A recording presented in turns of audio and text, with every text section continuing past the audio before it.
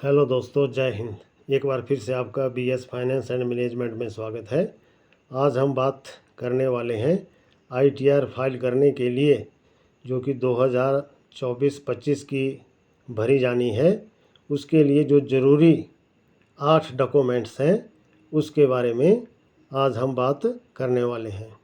तो पहला जो डॉक्यूमेंट्स है वो है सैलरी सर्टिफिकेट।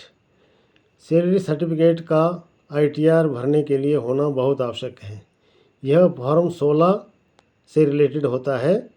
फॉर्म 16 जो है वो जॉब की सैलरी की कंप्लीट जो है वो इन्फॉर्मेशन दे देता है। यदि सैलरी सर्टिफिकेट नहीं है तो फिर मंथली जो सैलरी स्लिप होती है उससे भी काम चल सकता है। दूसरा जो डॉक्यूमेंट्स है वो है बैंक स्टेटमेंट। कितना पैसा जो है वो इंटरेस्ट के रूप में उस व्यक्ति ने बैंक से प्राप्त किया है ब्याज के रूप में, इसकी स्टेटमेंट है वो बैंक से प्राप्त होती है।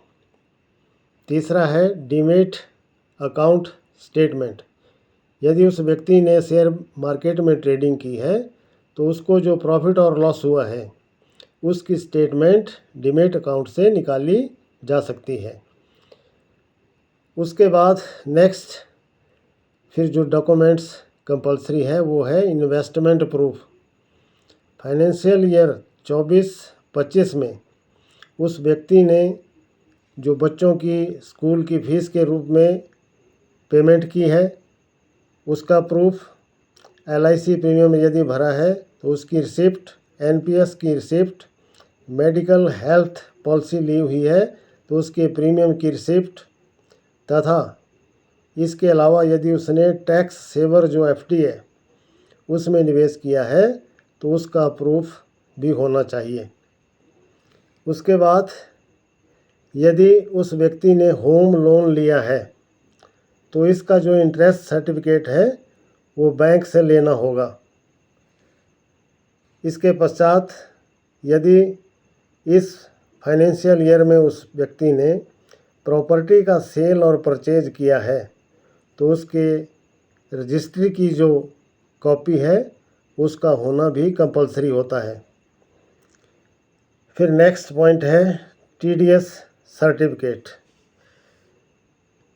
जो कि पोस्ट ऑफिस और बैंक से प्राप्त होता है। यह फॉर्म 16 से मिल जाता है।